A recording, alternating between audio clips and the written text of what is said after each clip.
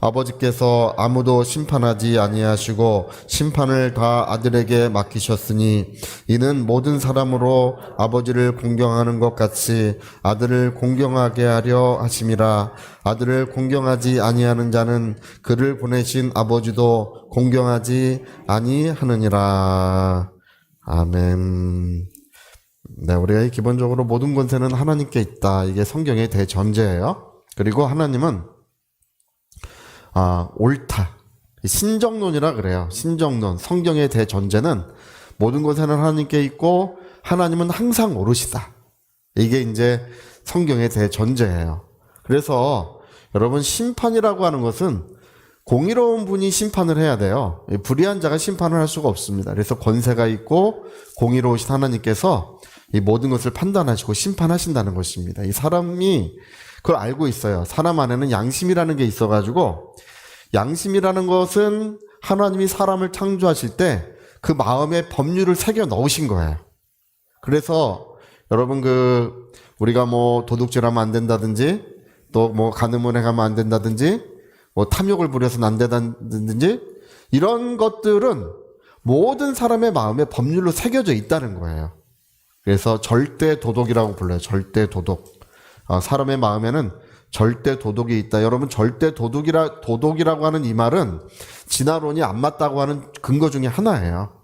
절대 도덕이 있다. 하나님께서 사람의 마음에 법률을 새겨 넣으셨는데, 이게 뭘 알게 되냐 하면 사람은 옳고 그름을 분간할 수가 있어요. 그리고 뭐를 우리가 알고 있냐면 심판의 날이 있다. 심판을 받는 존재라는 것을 우리 사람들은 알고 있습니다. 그래서 죄에 대한 뭐를 갖고 있냐면 죄에 대한 두려움을 갖고 있는 거예요. 예. 의를 사랑하고 죄에 대한 두려움을 갖고 있는 이유는 심판자가 있다는 것입니다. 할렐루야.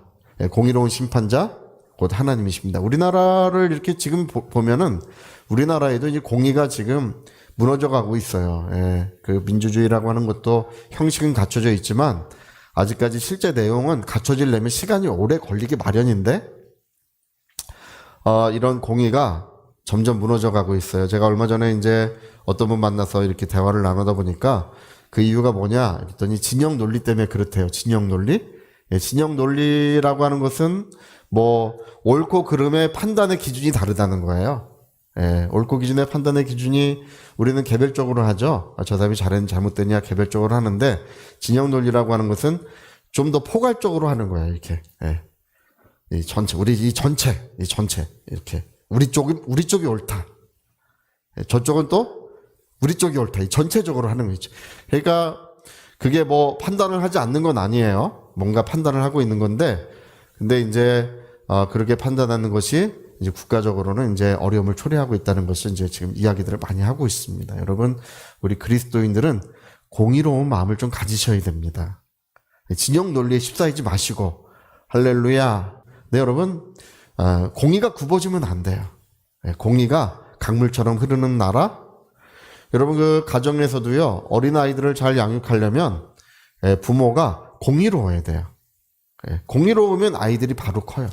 근데 부모님들이 약속하고 지키지 않고 말과 행동이 따르고 뭔가 이치에 어긋나고 이렇게 생각하면 아이들이 거기서부터 삐뚤어지는 거예요. 아이들은 사회를 기준 삼거나 또 다른 사람을 잘 기준 삼지 않아요. 부모님을 기준 삼아요. 할렐루야. 이미 그건 연구 결과로 다 밝혀져 있는 거예요. 예, 부모님이 공의로우면 아이들은 잘 자라게 돼 있어요. 할렐루야. 여러분, 이 온 세상을 창조하신 하나님은 공의로운 분이셔요. 자, 하나님은 공의로우시다. 우리 한번 해볼까요? 하나님은 공의로우시다. 예, 그거예요. 온 세상을 창조하신 하나님은 공의로우셔서, 예, 하나님은 우리 모두를 판단하실 때 공의에 의하여 판단하시겠다는 것입니다. 여러분과 하박국 이야기를 알고 계실 거예요. 하박국 선지자 이야기. 예, 하박국은 읽어보면 밥보다 공이다, 그 얘기예요. 밥보다 공이다. 자, 밥보다 공이다. 한번 또 해볼까요? 밥보다 인간에게 있어서 밥보다 공의가 중요하다. 그 얘기를 하고 있는 게 하박국이에요. 오늘 하박 선지자가 그 성벽을 이렇게 예루살렘 성벽을 거닐어요. 이렇게 거닐면서 하나님께 물어봐요. 하나님의 율법에는 이렇게 하나님 이렇게 정의롭고 또 이렇게 좋은 삶을 살아가는 자가 잘 된다고 했고, 악인은 다 안 된다고 했는데, 악인은 저주를 받는다고 했는데, 하나님 이 나라의 공의가 굽어지고 있습니다. 하나님께 이제 그걸 물어보는 거예요. 하나님 왜 그런 것입니까? 악인이 오히려 잘 되고 형통하고 부유하고 악인의 자손들도 잘 되고 있습니다. 그러나 의인의 자손들이 늘 어려움을 겪고 의인들이 잘 안 되고 있습니다. 그 이유가 무엇입니까? 이 땅에 왜 하나님 공의가 굽어지게 하십니까? 그거를 하나님께 이제 질문을 해요. 왜 그런 것 같습니까? 우리가 봐도 그렇지 않습니까? 왜 악인이 잘 되고 좀 정의로운 사람들, 선한 삶을 사는 사람들은 어려움에 처하고 있을까요? 하나님께서 뭐라고 말씀하시냐면, 이 바벨로니아라고 하는 나라, 느부갓네살 왕 바벨로니아를 일으켜서 이 나라를 이제 징계할 것이다, 이렇게 말씀을 하셔요. 근데 하박국이 좋아하질 않아요. 뭐라 그러냐면, 하나님, 바벨론은 우리보다 불의한 나라인데 더 불의한 나라를 일으켜서 이렇게 좀 더 그 의로운 나라를 징계하는 것이 어찌 올바른 것입니까? 또 물어봐요. 하나님 왜 그런 것입니까? 근데 하나님께서 재밌는 말을 하세요. 이 땅의 사람들에 의해서 공의가 이루어지는 게 아니래요. 할렐루야. 여러분, 우리 그걸 알아야 됩니다. 오늘 청년들이 많이 그런 생각을 해요. 청년들이 이제 생각할 때 어떤 생각하냐면, 왜 세상이 공평하지 않은가? 여러분, 공평하지 않다는 것을 인정해야 평안이 와요. 할렐루야! 공평하지 않아요. 왜 공평하지 않은가? 사람들 자체가 공평하지 않기 때문에, 정의로운 존재들이 아니기 때문에 세상은 공평할 수 없는 거예요. 그래서 청년 때는 분개도 하고 뭐 다투기도 하고 싸우기도 하는데, 이제 한 40대가 넘어가고 이렇게 이제 인정을 하게 돼요. 세상이 공평하지 않다는 걸 인정해야 하면 평안한 거예요. 뭐 금수저 논란, 흑수저 논란, 이런 논란도 있지만 여러분, 그런 것들은 다 별게 아니에요. 하박국 선지자에게 하나님 말씀하시기를, 사람들에 의하여 이 세상의 공평과 정의가 이루어지는 게 아니래요. 주님이 오시는 그날까지, 또 인류가 종말을 맞는 그날까지 이 세상에는 공평과 정의가 실현되지 않습니다. 하박국 선지자의 기록이 돼 있어요. 그러면 하나님, 공평과 정의는 어떻게 이루어지는 것입니까? 이렇게 물어보니까 하나님 말씀하시기를, 하나님의 집에서부터 시작되는 거래요. 하나님의 집에서부터 심판의 날이 이를 것이고, 그 다음에 온 세상의 공평과 정의가 이루어지는 날이 곧 도래할 것이라고 하나님 그렇게 말씀하시는 것입니다. 그래서 하박국 선지자가 뭐 포도나무에 소출이 없고 감람나무에 열매가 없고 외양간에 송아지와 양떼가 없어도 하나님으로 말미암아 내가 기뻐한다, 그런 얘기를 하죠. 그게 밥보다 뭐라고요? 공이라. 밥보다 공이다. 먹는 것보다 하나님께서 공의를 이루시는 분이시고, 이 만물을 창조하시고 만물을 다스리시는 하나님은 공의로운 분이시라는 것입니다. 그래서 마침내 어느 날이 되면 이제 잘못됐던 것들을 다 바로잡으시고 공의를 실현하는 날을 하나님께서 하실 것입니다. 근데 여러분, 이미 첫 번째 큰 심판이 이루어졌어요. 우리가 알지 못하는 사이에 첫 번째 큰 심판이 이루어졌는데, 그것이 바로 십자가의 사건입니다. 할렐루야. 여러분, 우리가 구원받은 그것은요, 법원에서 공의로운 심판자가 판결을 이미 하신 거예요. 믿는 자는 구원. 또 우리가 성경을 보니까 마귀와 또 이 세상의 모든 영적 존재들은 이미 형벌을 심판하셨어요. 큰 날의 심판은 이미 이루어졌어요. 할렐루야. 그래서 여러분, 우리가 구원받는 것은 그냥 하나님께서 우리 죄를 모른 척하거나 눈 감아주시거나 그냥 괜찮다고 하시는 것이 아니라, 율법에 의하여 그리스도의 보혈의 사랑과 능력으로 말미암아 우리를 구원해 주신 줄로 믿습니다. 그래서 이미 법률에 의하여 구원을 받은 거예요. 저와 여러분이 구원받은 것은 감정과 느낌이 아닙니다. 어떤 분이 군대에 갔더니, 제가 그 얘기를 그 전에 유심히 들었는데, 주일 예배를 한번 빠지게 됐대요. 군대에서 보초 서느라 밤새 울었대요. 예수 믿은 지 얼마 안 되셔가지고. 밤새 왜 울었느냐 그랬더니 뭐 구원을 잃어버릴까봐 울었대요. 구원을 잃어버릴까봐 밤새 이제 하나님 앞에 눈물을 흘렸노라. 그런 얘기도 제가 들어본 적이 있습니다. 여러분, 구원은 취소되지 않습니다. 저와 여러분이 구원받은 것은요, 십자가의 보혈의 은혜로서 모든 우리의 죄값을 다 지불하신 거예요. 할렐루야. 자, 우리의 모든 죄값이 지불되었다. 한번 해볼까요? 우리의 모든 죄값이 그게 지불된 거예요. 그래서 누구든지 그 사실을 인정하면 하나님의 영원한 구원이 그에게 이루어지는 것입니다. 거부하는 자에게는 이제 심판과 형벌이 이루어지는 것이고, 그냥 마음을 열고 받아들이기만 하면 구원은요, 6살짜리, 7살짜리 아이도 받을 수가 있어요. 어려운 것이 아닙니다. 할렐루야. 뭐 지금 이 자리에서도 혹시 중생하지 못한 분이 계신다면, 아직 구원을 받지 못한 분이 계신다면, 구원은 우리가 하나님의 아들이 우리를 대신하여 피 흘려 주신 것으로서 구원이 이루어진 거예요. 이건 법률적인 판단입니다. 그래서 저와 여러분이 구원받은 줄로 믿습니다. 그냥 너무 쉬워요. 근데 여러분, 이 첫 번째 큰 심판은 이루어졌기 때문에 이것은 영원히 변동될 수 없어요. 믿는 자의 구원, 믿지 않는 자의 형벌은 이미 십자가에서 끝이 난 거예요. 그것은 더 이상 심판받지 않습니다. 오늘 많은 사람들이 생각하기를 마지막 날 가면 우리가 하나님의 심판대 앞에 다 서가지고 믿는 사람과 믿지 않는 사람이 심판을 또 받을 거라고 생각하는데 그런 거 없어요. 믿지 않는 모든 사람들은 그냥 그 자체로 형벌의 그 형벌로 들어가는 것이고, 믿는 자에 대한 심판만 남아 있어요. 할렐루야. 그래서 오늘 여기 이제 예수님이 그 얘기를 하고 계시는데요. 심판하는 권세를 누구에게 맡기셨다고요? 아들에게 그 권세를 다 맡기셨다고 이렇게 되어 있습니다. 지금 우리가 이 말씀을 볼 때는 잘 이해가 되지 않아요?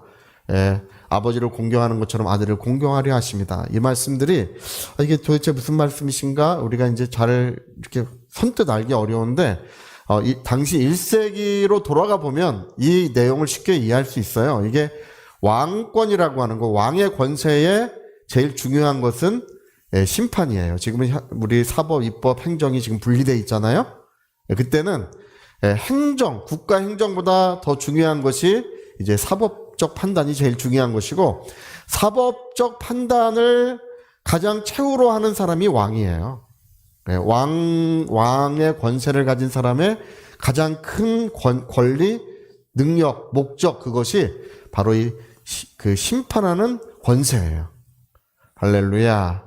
그래서 여러분, 그 사사기, 제가 저번에도 말씀드렸지만 사사기라고 하는 그 말은 재판 관계로 바꿔야 돼요. 재판 관계예요. 그래서 하나님께서 자기의 권세를 유임하면 그 사람은 하나님 대신에 뭐를 하는 것이냐 하면 재판을 하는 거예요. 그래서 사사들은 이스라엘 전체를 재판하는 사람들이에요. 그게 재판 관계예요. 여러분, 솔로몬 왕이 세움받았을 때 1,000번제를 하나님 앞에 드렸죠? 1,000번제를 드리고 하나님 앞에 기도할 때 하나님이 꿈에 나타나셔서 그를 축복하시는 이야기가 기록되어 있는데, 장수도 구하지 않고 원수멸하기도 구하지 않고 많은 재물도 구하지 않고 하나님의 일을 위해서 기도했다고 돼 있지 않습니까? 근데 솔로몬이 뭐라고 기도했길래 하나님께서 그렇게 기뻐하시고 네가 나의 맡긴 일을 위해서 기도했구나 이렇게 판단하십니까? 하나님, 제가 이 백성을 심판해야 되는데 지혜가 부족합니다. 이 백성을 심판할 수 있도록 지혜를 주옵소서. 그 기도예요. 원래 기도가 그 기도예요. 그러니까 그때 당시에 왕의 가장 중요한 사명은, 가장 중요한 권리는 이 판사로서 판결하는 것이 가장 중요했던 거예요. 그래서 여러분, 그 다음에 쓰이는 이야기가 그 어린아이를 나누는 이야기가 쓰여져 있죠? 어린아이를 두 어머니가 어린아이 하나를 가져다 놓고 다 내 아이라고 주장을 합니다. 솔로몬이 뭐라고 판결했습니까? 아이를 반씩 잘라줘라. 아이를 반씩 잘라줘라. 할렐루야. 이 가장 미련할 것 같은 판결이 가장 지혜로운 판결이었다고 성경이 기록하고 있지 않습니까? 누구 어머니겠어요? 아유, 역시 왕이 현명한 판단을 하십니다. 반 잘라서 나 주십시오. 이 사람은 진짜 어머니가 아닌 거죠. 그렇죠? 내 아이가 아닙니다. 이 아이는 내 아이가 아닙니다. 왕이시여, 이 아이는 바로 이 사람의 아이입니다. 아이를 손대지 말아주시라고. 그 사람이 아이인 거죠. 그러니까 솔로몬에게 하나님의 지혜가 임해서 왕의 역할을 잘했다는 것을 꼭 기록하고 있는 거예요. 여러분, 왕의 권세에 가장 중요한 것이 심판하는 능력이에요. 공의롭고 지혜로운 심판이야말로 가장 중요하다는 것입니다. 오늘 하나님의 아들 예수께서는 심판하는 모든 권세를 가지셨다고 하는 이 말은 만왕의 왕 만주의 주님이시란 뜻이에요. 그리고 만왕의 왕은 우리 각 사람을 마지막 날에 심판하실 것입니다.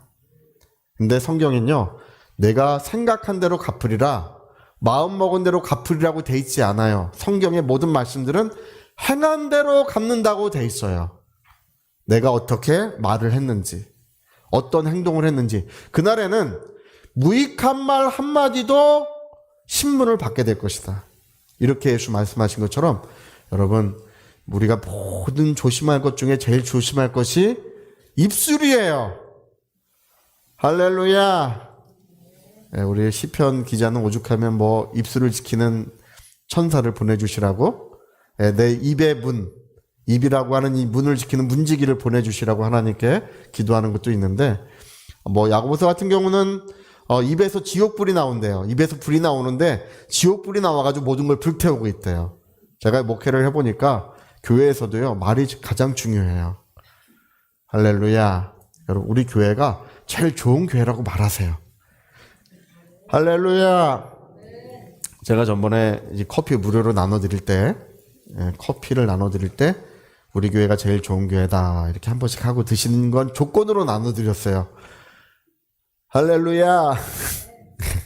여러분 커피 다 잡수셨죠?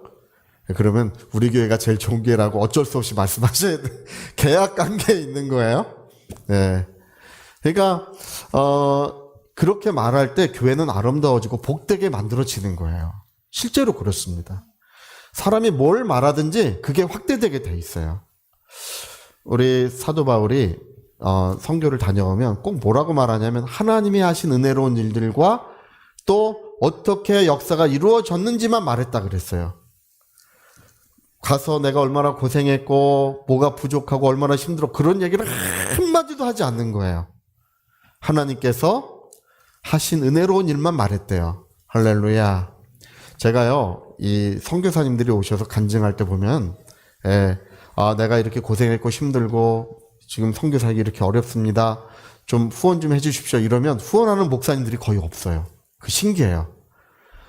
하나님께서 지금 이렇게 역사하고 계십니다. 우리와 함께 하시고 이런 은혜로운 일들을 하고 계십니다. 그러면 목사님들이 다 마음이 불같이 일어나서 다 도와줘요. 할렐루야. 여러분 돈 꼬로 다니셔도 힘들고 어렵다고 꼬로 다니면 빌려주는 사람 없어요. 잘 되고 있다 그래야 빌려줘요. 할렐루야. 그러니까 뭐를 말하든지 그게 확대되게 돼 있어요. 우리 어린아이들한테도 10가지 잘해도 한 가지 잘못하는 걸 말하지 마세요. 그게 확대됩니다. 아이들 의식 속에 그게 커져요. 잘하는 걸 말해주세요. 할렐루야. 여러분 교회에서도요, 하나님께서는 잘하는 것만 쓰세요.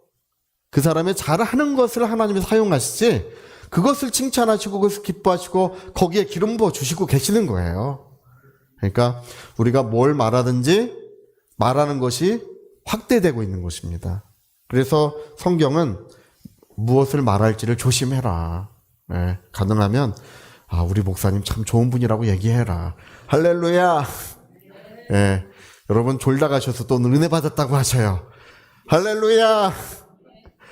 꼭 그래. 가면 나 졸다 왔어. 이런 얘기하면 전도가 안 돼요. 교회 가니까 그렇게 평안하더라. 그러면 교회 오면 하나님이 평안을 더해 주시고 말씀이 그렇게 은혜롭더라고 하면 더 은혜로워져서 역사하게 되는 거예요. 그게 확대되는 거예요. 여러분 제가 그 전에 어떤 부모님이 아이를 데리고 와서 기도를 해달라 그래요. 우리 아이 공부도 못하고 참 그렇습니다. 목사님 기도해 주십시오. 제가 기도해도 소용없습니다. 예, 어머님 말을 바꾸셔야 됩니다. 예, 제가 기도해도 어머님이 그렇게 말하는 한 아무 그게 역사가 일어나지 않습니다. 우리 아이는 가장 지혜로운 아이라고 말하십시오. 할렐루야. 그렇게 할 때 좋겠어요. 나에게 하나님이 지혜를 주셨다 이렇게 말해보라고. 나에게 하나님이 너는 앞으로 그러고 다녀라. 그러겠대. 그러고 나서 기도를 해주니까 성령이 역사해 주시는 거예요. 예. 그 사람의 마음과 태도가 거기에 합당해야 그릇이 준비돼야 거기에 담겨지는 거예요. 근데 맨날 우리 아이는 공부도 못하고 뭐 머리가 돌팍이고 뭐 이렇게 얘기하면 예? 그렇게 되는 거예요. 여러분 우리가 뭘 말할지 조심하시고요. 마지막 날에는 우리가 신문을 받을 때 심판을 받을 때 말한 것에 따라서 영광의 보상이 주어지는 게 많아요. 예. 그리고 재밌는 것 중에 하나는 뭐냐면 남을 비판하는 사람은 빨리 늙어요. 화장품 아무리 좋은 화장품 발라도 소용없어요. 남을 비판하면 어떻게 된다고요? 주름살이 막 들어가. 깊이 패이고. 할렐루야. 남을 칭찬하는 사람은 예, 젊어져요. 얼굴이 빛이 나게 돼 있어요. 제가 홍콩에서도 그 한 분이 있는데 그 아들이 30대고 이분은 60대인데 형제 같아. 형제 같이. 아버지가 그렇게 젊어요. 젊은데 재밌는 건 뭐냐면 왜 이렇게 젊습니까? 물어보면 다른 사람을 비판하는 말을 한마디도 하지 않아요. 몸이 항상 평안하고 건강하고 얼굴이 윤택하게 되는 거예요. 할렐루야.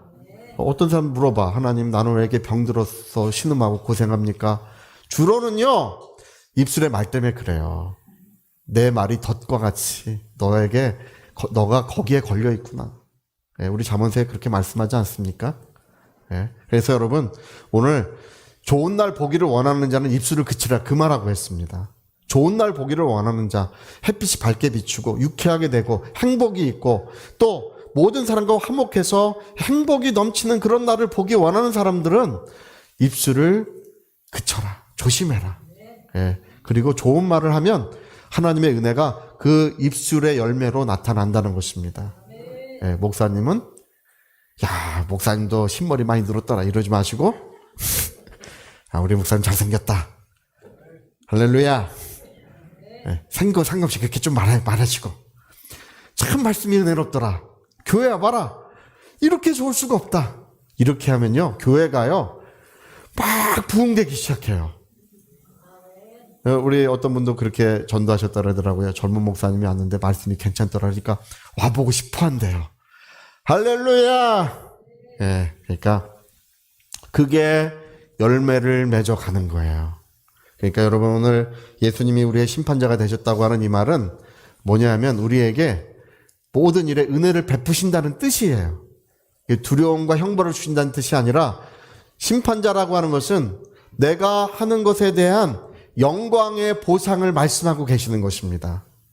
저는 그게 너무 기쁘고 감사해요. 여러분 제가 믿는 것은 하나님께로부터 오는 영광의 보상이에요. 우리 그 밑에 그 학교를 하고 있지 않습니까? 사실 이제 불편하고 어려운 점이 많이 있어요.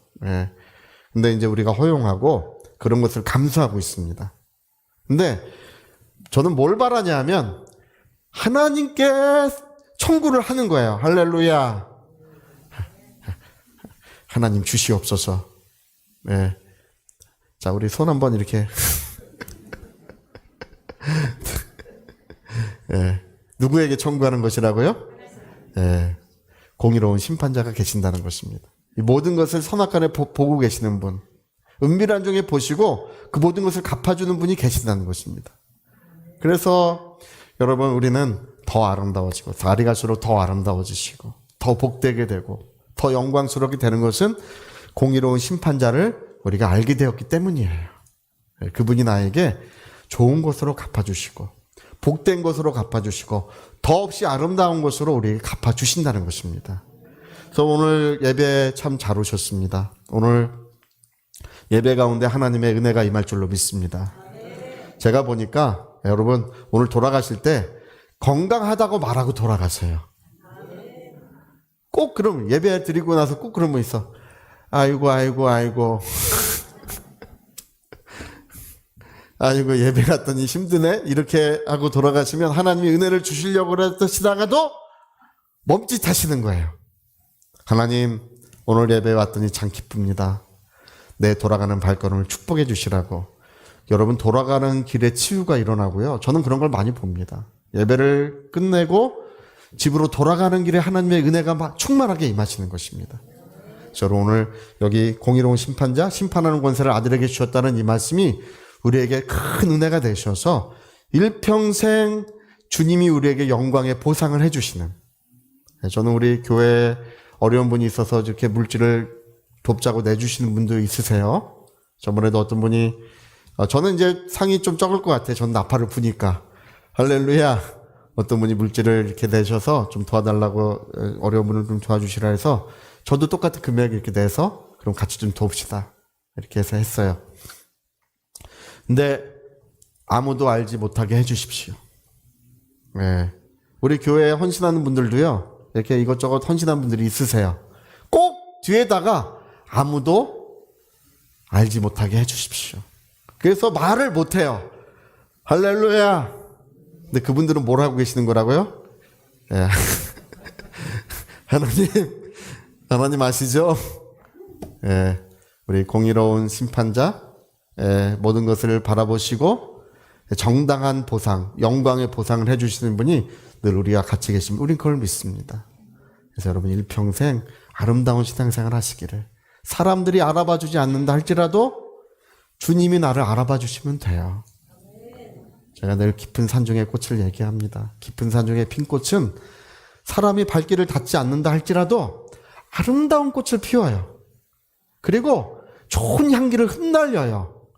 하나님이 바라봐 주시도록, 하나님께서 그 향기를 흡양해 주시도록. 여러분 우리 사람들이 알아봐 주지 않는다 할지라도 하나님의 보실 때 아름답고 사랑하실 만하고 칭찬하실 만하고 기뻐하실 만한 그런 신앙생활, 영적 생활 하시기를 예수님으로 축복합니다. 자, 우리 오른손에 주먹 꽉 쥐시고 내 영혼아 하나님을 기쁘시게 하자. 우리 두 번만 시작. 내 영혼아 하나님을 기쁘시게 하자. 내 영혼아 하나님을 기쁘시게 하자. 아멘. 자, 우리 같이 한번 우리 기도하시겠습니다. 오늘 심판하는 권세를 다 아들에게 맡기셨으니라고 하는 것은 공의로운 심판자가 우리의 모든 것을 판단해 주신다는 것입니다. 저울에 달아주실 때 아무개야 잘했다. 네가 참 나를 위해 수고했구나. 그날에 칭찬과 영광과 존귀가 있을 것이고 이 땅을 사는 날 동안에 더 아름다워지고 더 복되게 되며 더 영광스럽게 되는 역사가 우리 주 예수 그리스도로 말미암아 이루어지게 하십니다. 우리 위하여 통성으로 기도하시겠습니다.